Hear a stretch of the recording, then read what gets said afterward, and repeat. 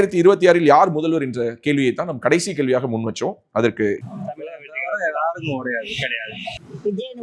ஸ்டாலின் தான் வருவார். ஸ்டாலின் தான் வர்ற வாய்ப்பு. மோடி ஏடிஎம்கேயும் பிஜேபியும் சேர்ந்தா இவங்க கூட்டணியா பிஜேபி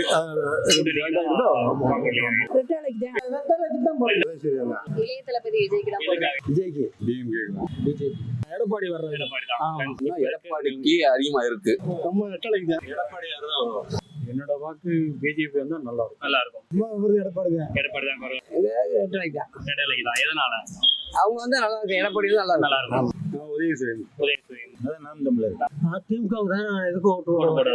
எங்களோட வாக்கு எடப்பாடி பழனிசாமி. திமுக ஆட்சியே வந்தா நல்லதுதான்.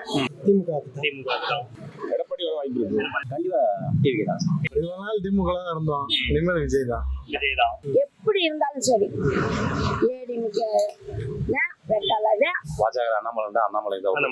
எடப்பாடி பழனிசாமி என்று 35%, ஸ்டாலின் என்று 24%, விஜய் என்று 18%, சீமான் என்று 7%, யார் வந்தா என்ன என்று 16% சொல்றாங்க. எடப்பாடி பழனிசாமிக்கு வந்திருக்கக்கூடிய இந்த 35%ங்கிறது நம்ம ஏற்கனவே சொன்ன மாதிரி எடப்பாடி பழனிசாமி அவர்கள் சமீபத்தில் மேற்கொண்ட அவருடைய இந்த பயணம், புரட்சி தமிழரின் எழுச்சி பயணம்ங்கிறது ஒர்க் அவுட் ஆயிருக்கு.